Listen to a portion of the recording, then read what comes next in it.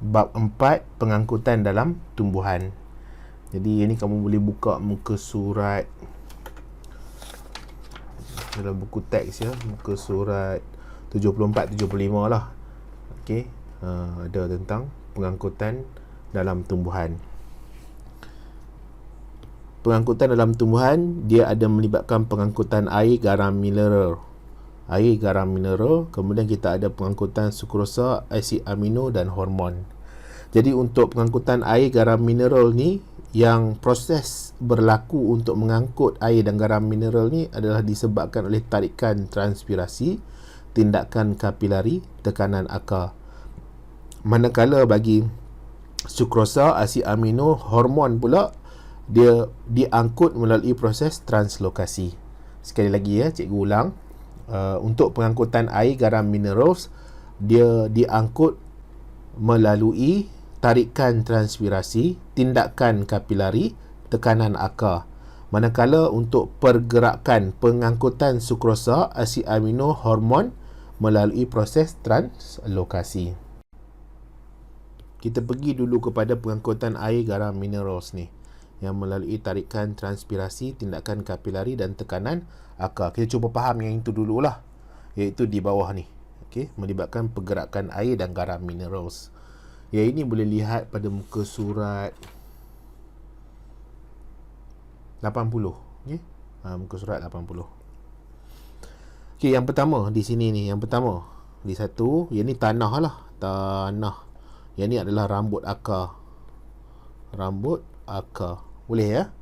Ada tanah di sini, kita ada rambut akar. Keupayaan air sel rambut akar lebih rendah berbanding dengan keupayaan air tanah. Jadi maksudnya air ni, keupayaan air dia lagi tinggi. Air tinggi. Air tinggi.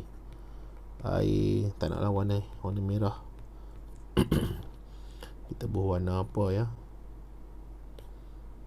Inilah, air tinggi. Air tinggi di tanah berbanding dengan dalam rambut akar. Kenapa air tinggi dekat tanah berbanding rambut akar? Sebab ada berlaku pengangkutan aktif bagi garam minerals. Pengangkutan aktif bagi garam mineral, ion mineral yang bergerak masuk ke dalam rambut akar tu dan disimpan di subsel. Okey, di subsel. Dia akan disimpan di subsel yang menyebabkan dalam ni hipertonik. Dalam ni hipertonik. Dia tinggi larutan. Okey, tinggi bahan terlarut, zat terlarut, menyebabkan air secara osmosis akan masuk ke dalam rambut akar. Sebab apa air masuk ke dalam rambut akar? Sebab air dekat luar ni tinggi, keupayaan air luar tinggi, dekat tanah tu dia tinggi. Jadi dia akan bergerak ke kawasan keupayaan air yang rendah, iaitu di rambut akar. Itu yang nombor 1 ni. Kemudian air meresap masuk ke sel rambut akar dan sel epidermis akar. Jadi dia ada meresap masuk, dia bergerak lah. Okey, dia bergerak. Cikgu boleh tukar ke? Dia bergerak. Lihatlah warna hijau tu, dia bergerak masuk ke dalam epidermis, bahagian epidermis. Yang bahagian epidermis akar ni secara osmosis. Kemudian yang nombor 3, nombor 3, keupayaan air tinggi sel rambut akar. Air meresap dari sel rambut akar ke sel korteks. Jadi air akan meresap ke sel korteks ni. Okey, air akan meresap ke sel korteks sebab air dekat sini tinggi. Jadi air bila tinggi dekat situ, dia akan bergerak ke kawasan yang rendah. Ingat ya, untuk osmosis ni, dia mesti melibatkan pergerakan air daripada kawasan yang tinggi ke kawasan yang rendah. Jadi air kawasan ni tinggi, kan, dia dah bergerak ke sini.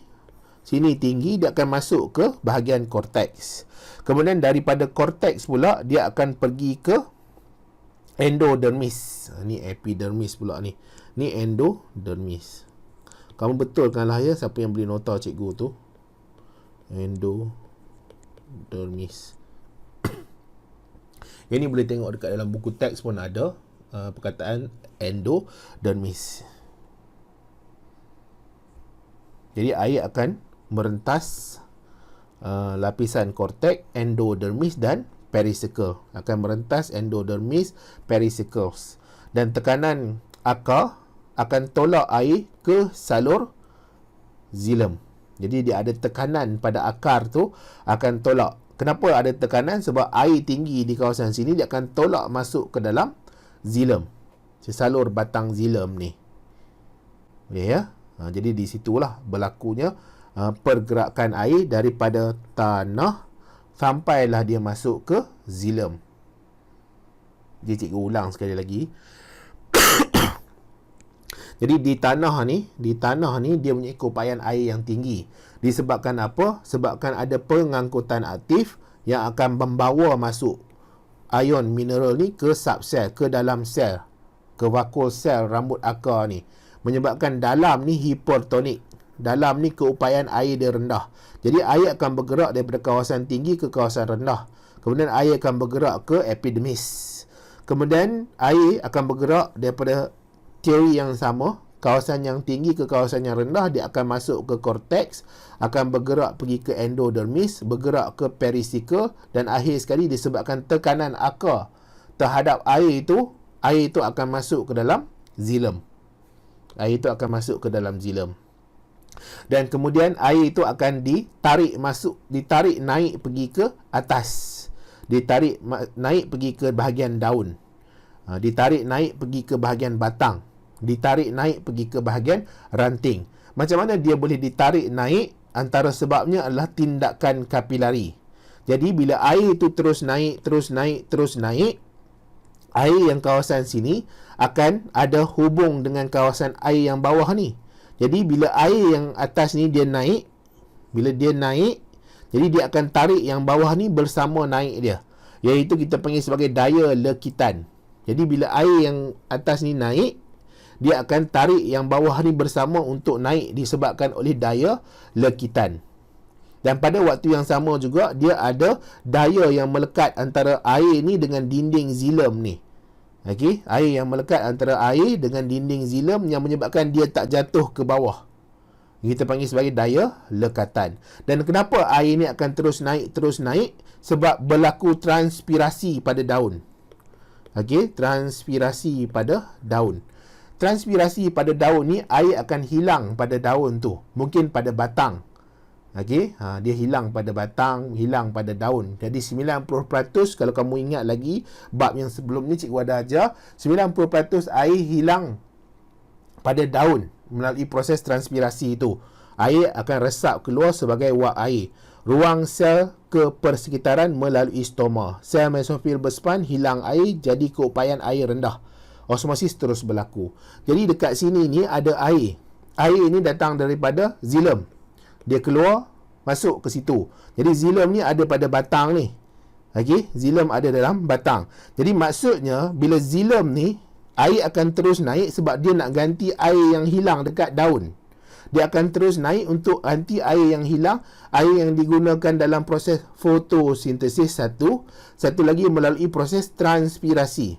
Jadi bila air kawasan atas ni hilang, air dekat kawasan atas ni hilang, kawasan tu akan kosong dan dia akan menyebabkan air yang lain akan ganti tempat tu. Jadi bila air tu bergerak naik ke atas disebabkan oleh ada tarikan transpirasi ni, yang bawah tu akan ikut bersama sebabkan dia ada daya lekitan. Dia nak jatuh balik tak boleh sebab dia ada daya lekatan antara air dengan dinding xilem. Dan air tu akan terus naik. Okey, sekali lagi ya. Daripada tanah ni dia ada pengangkutan aktif. Okey, daripada sini ni pengangkutan aktif yang menyebabkan ion mineral akan masuk ke rambut akar. Jadi bila ion mineral masuk ke rambut akar, dalam ni jadi hipertonik. Jadi keupayaan air akan rendah. Keupayaan air kat tanah ni dia tinggi. Jadi air akan masuk ke dalam rambut akar dan bergerak pergi ke epidermis. Secara osmosis pun kawasan sini dah tinggi air, kawasan sini rendah. Air akan bergerak ke sini. Kemudian air akan bergerak daripada korteks pergi pula ke endodermis. Dari endodermis pergi ke perisikal. Dari perisikal dia masuk ke xilem. Kemudian disebabkan oleh tindakan kapilari, daya lekitan, daya lekatan, air akan duduk di dalam xilem. Dan disebabkan proses transpirasi, air yang hilang daripada daun, tempat yang dia hilang tu akan diganti oleh air yang baru. Jadi bila air itu bergerak naik pergi ke daun, dia akan tarik bersama yang bawah-bawah ni untuk naik bersama dengan dia. Dia akan tarik yang bawah-bawah ni untuk naik bersama dengan dia. Dia akan tarik yang bawah-bawah ni untuk naik bersama dengan dia. Dan dia akan berterusan daripada tanah ni, pergilah naik ke zilem, pergi ke daun. Dan daun ni bukan ada sedaun saja, ada satu daun saja, dia ada banyak daun. Jadi dia akan sentiasa naik sebabkan oleh air itu akan tarik antara satu sama lain. Kemudian dia tak jatuh disebabkan oleh daya lekitan antara air dan dinding zilem. Jadi transpirasi ini dia memainkan peranan penting untuk tarik air naik pergi ke daun. Boleh ya? Satu lagi kita ada juga dipanggil sebagai gutasi. Gutasi ini rembesan titisan air melalui struktur khas hujung daun disebabkan tekanan akar tinggi. Jadi bila tekanan akar tinggi, dia tolak air ni menyebabkan air itu keluar juga daripada daun.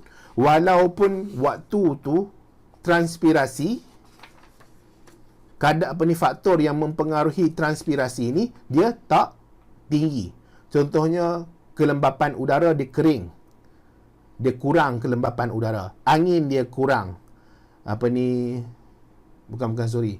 Angin kurang, kelembapan udara tinggi. Sebab dia ada banyak air kan. Dia kawasan yang agak sejuk. Jadi sekarang ni tetap berlaku tolakan daripada tekanan akar tu yang menyebabkan air itu tetap naik. Yang ni ada pada muka surat 85. Ada pada muka surat 85. Kamu nampak ada macam embun, macam titisan-titisan di hujung-hujung tu. Dan ini selalunya berlaku pada waktu malam dan awal pagi. Kelembapan dia tinggi, suhu persekitaran dia rendah. Okey, sebab tekanan akar tu dia tetap tolak air ni naik ke atas dan air tu akan tetap keluar daripada daun. Sebab apa? Air ni akan terus masuk. Air ni akan terus masuk dan terus bergerak sampai ke zilem. Jadi bila dia masuk ke zilem ni akan tolak air yang dekat tempat dia tu akan ditolak naik ke atas, tolak juga naik ke atas. Walaupun transpirasi tak berlaku, tapi disebabkan tekanan akar tu air tolak juga naik ke atas dan dia keluar daripada liang-liang di daun ni. Okey?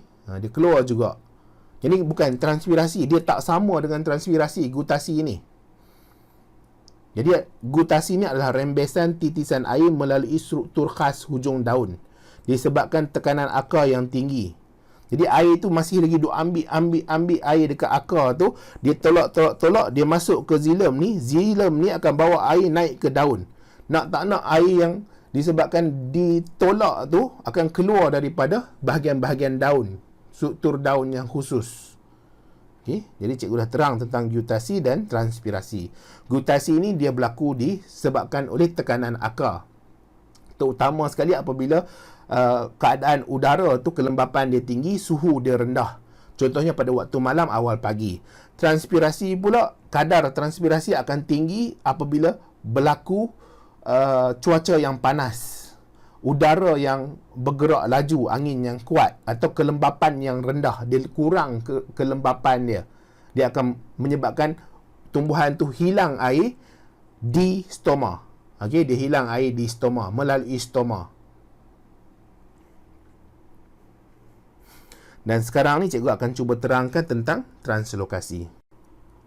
Okey, untuk translokasi ini dia berbeza dengan pengangkutan air yang bawah ni ya.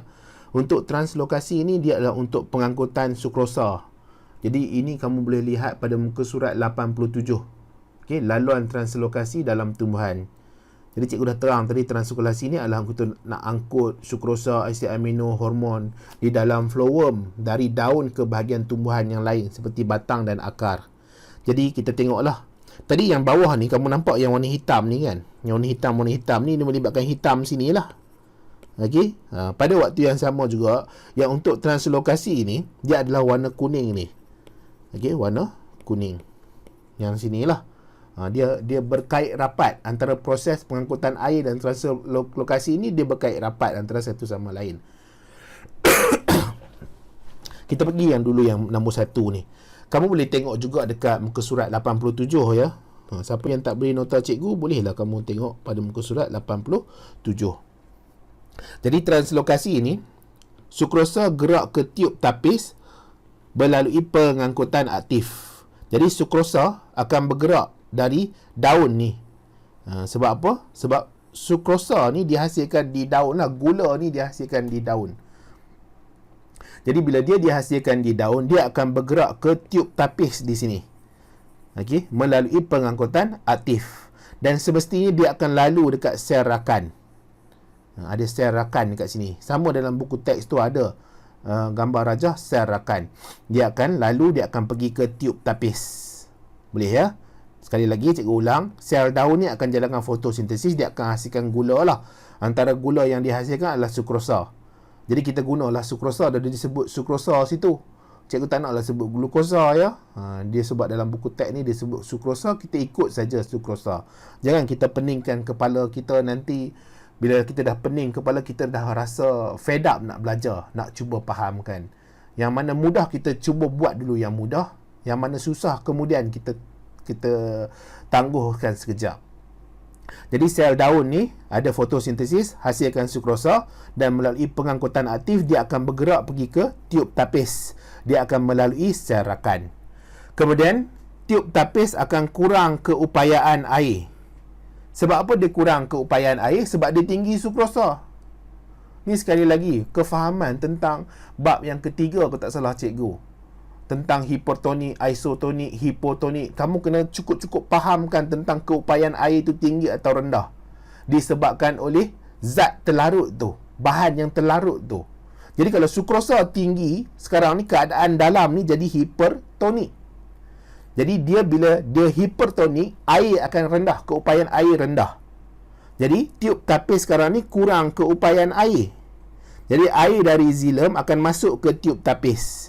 Jadi air dari xilem dekat sini akan masuk, pergi bergerak ke tiub tapis secara osmosis.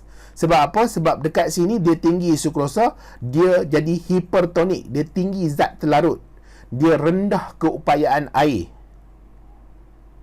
Okey. Dan bila air bergerak masuk ke sini, jadi tekanan dia akan tinggi. Jadi kita panggil dia tekanan hidrostatik sebab dia melibatkan air kan. Jadi kandungan phloem tadi akan ditolak sepanjang tiub tapis. Jadi kandungan phloem ni, okey, di phloem ni akan ditolak sepanjang tiub tapis. Ni phloem lah. Overall dia adalah phloem. Di phloem tu dia ada tiub tapis. Jadi kandungan phloem tadi dia ada air bercampur air, dia ada sukrosa, dia akan bergerak sepanjang phloem. Kemudian sukrosa diangkutlah pergi ke batang, akar, pucuk, buah. Okey, secara pengangkutan aktif. Okey, secara pengangkutan aktif. Boleh tak ni? Okey. Hopefully boleh lah ya.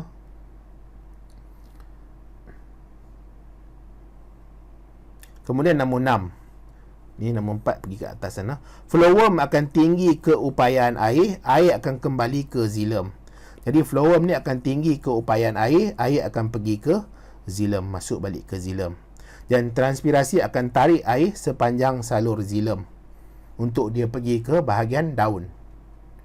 Jadi cikgu ulang sekali lagi lah untuk cuba kita biasakan dengar banyak kali, dengan harapan mungkin dia akan bantu kita untuk ingat dan bantu kita untuk jawab soalan. Mungkin soalan latihan ke, soalan trial ke, soalan final exam lah terutama sekali. Yang pertama, sukrosa. Sukrosa ni dihasilkan di sel daun melalui proses fotosintesis. Dan dia akan bergerak pergi ke tiub tapis. Ni kamu tengok kat sini ya. Kamu jangan pandang tempat lain. Dia bergerak pergi ke tiub tapis. Dia akan melalui sel rakan. Okey, dia akan melalui sel rakan, dia akan pergi ke tiub tapis di sini. Plak tapis dia ada tiub tapis. Ni adalah sebahagian daripada phloem lah. Kemudian bila dekat kawasan ni tinggi sukrosa, dia akan jadi hipertonik. Dia akan rendah keupayaan air. Dia rendah keupayaan air. Jadi air dekat xilem ni tinggi keupayaan. Jadi air akan bergerak secara osmosis pergi pula ke tiub tapis. Jadi bila dia pergi ke tiub tapis, ini akan meningkatkan tekanan hidrostatik pada tiub tapis. Okey, dia akan meningkatkan tekanan hidrostatik pada tiub tapis, menyebabkan kandungan fluorm tu akan ditolak sepanjang tiub tapis. Dia akan bergerak. Dia yang pentingnya ada pergerakan bahan-bahan tu. Dia tak boleh statik macam tu saja. Kalau statik macam tu saja, macam mana dia nak membantu pergerakan bahan-bahan tu? Air nak bergerak macam mana? Sukrosa nak bergerak macam mana? Dia akan bermasalah. Okey, dia akan bermasalah untuk bergerak. Macam manusia lain. Manusia tu kita melalui pergerakan kita ni, kan? Pengecutan otot kita ni, pergerakan tulang kita ni, pergerakan badan kita ni akan membantu dalam darah tu dia masuk balik ke dalam jantung.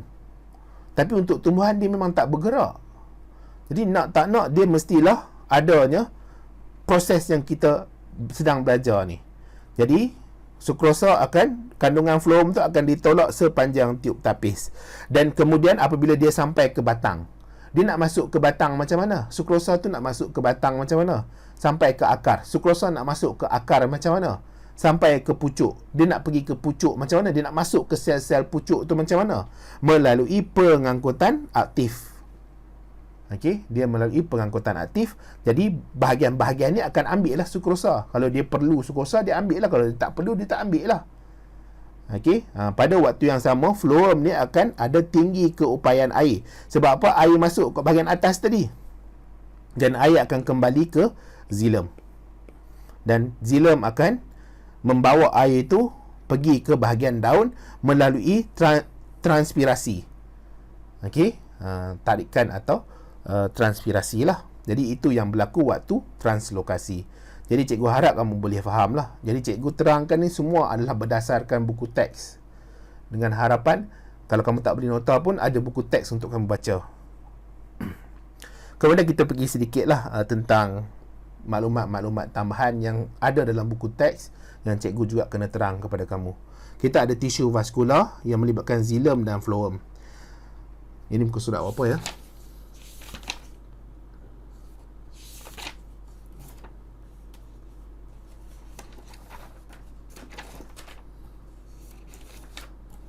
Surat awal-awal ni. Ini tisu vaskular, muka surat 76. Jadi xilem ni sel mati bila matang, tidak mempunyai sitoplasma. Sitoplasma dia tidak ada bila matang. Waktunya sebelum dia matang dia ada lah. Sel tersusun memanjang hujung ke hujung, mudah untuk mengangkut air. Dinding salur xilem ada penebalan lignin tidak sekata. Penebalan lignin ni untuk kuatkan struktur, tidak mudah ranap. Apabila ada daya tegangan, perubahan tekanan, apabila air bergerak, dia tidak mudah ranap, tidak mudah musnah. Dia sokong pokok dari lenturan. Kemudian di xilem ni juga ada struktur yang kita panggil sebagai trakit. Dinding sel trakit ada penebalan lignin, berliang benarkan pergerakan air. Kemudian ada fluorm. Fluorm ni akan angkut sebatian organik hasil sintesis daun. Kemudian kesan tiada gutasi. Jadi apa kesan kalau tiada gutasi? Gutasi cikgu dah terang tadi.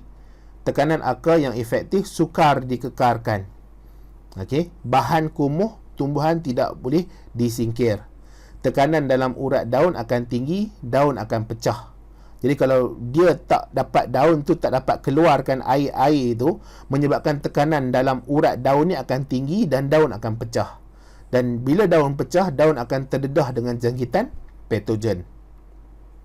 Kemudian proses transpirasi. Apabila tiada transpirasi, suhu optimum tumbuhan tidak kekal. Sebab apa? Apabila transpirasi, air hilang. Air bila hilang, dia akan bawa bersama dengan haba. Jadi kalau haba tu kekal dalam tumbuhan, haba tu mungkin akan menyebabkan kemusnahan pada sel-sel, pada organ-organ, pada tumbuhan tu. Jadi dengan cara dia hilangkan air, air itu akan bawa bersama dengan haba. Kamu kena ingat, salah satu ciri bagi air adalah dia adalah muatan haba yang bagus. Jadi dia boleh bawa keluar haba-haba yang dalam tumbuhan tu. Jadi sekarang ni dia tak dapat nak kekalkan suhu sebabkan dia tak dapat nak ada transpirasi. Dan bila suhu tu tinggi, pastinya tindak balas enzim ni akan terganggu. Dia akan ada kekurangan ion mineral. Sebab apa? Sebab dia tak boleh nak hantar pergi naik ke atas. Pengangkutan air akan terganggu, tumbuhan akan layu dan tumbuhan akan mati. Ada satu lagi cikgu tertinggal ni, fitoremediasi. Okey, jadi fitoremediasi ini muka surat 89. Jadi kamu boleh tambahlah ya nota dekat bawah tu. Ni muka surat 89 tentang fitoremediasi. Ini adalah satu kaedah rawatan menggunakan tumbuhan untuk tujuan degradasi, pengekstrakan, penyingkiran bahan tercemar di dalam tanah dan air. Jadi maksudnya kalau ada pencemaran pada kawasan air itu, pada kawasan akuatik itu, kita boleh guna tumbuh-tumbuhan. Jadi tumbuh-tumbuhan ni boleh ada keupayaan untuk serap logam-logam berat yang kemungkinan akan mengganggu sistem manusia. Ingat tak? Bila sebut tentang organisma yang ada muka bumi ini, manusia paling penting sekali. Jadi kalau ada sisa logam berat dalam air itu, kemungkinan kalau ada manusia yang mandi di situ, jadi manusia tu akan keracunan. Jadi kita tak nak macam tu. Jadi macam mana kita nak baik pulih sistem tu? Kita boleh guna fitoremediasi ni. Kita guna tumbuhan. Tumbuhan ni boleh serap logam-logam berat yang beracun pada organisma lain. Terutama sekali manusia lah. Jadi contohnya ada keladi bunting lah. Jadi kamu boleh tambah nota tu pada muka surat 89 kalau kamu beli nota cikgu ni. Jadi kita dah habis bab yang keempat, pengangkutan dalam tumbuhan. Cikgu sangat-sangat berharaplah kamu boleh faham tentang translokasi, dan satu lagi adalah pergerakan air. Cikgu pun risau juga, tak tahulah kan. Sebab kamu tak ada depan cikgu dan cikgu tak boleh nak tanya kamu faham ke tak. Kalau tak faham mungkin kita boleh buat kelas online lah. Jadi mungkin satu hari itu kita boleh buat kelas online. Kamu minta cikgu buat kelas online dan cikgu boleh ajar kamu lah. Mungkin 1 jam ke, setengah jam ke, tak kira lah. Nak bagi faham kan apa benda yang kamu muskil ataupun keliru.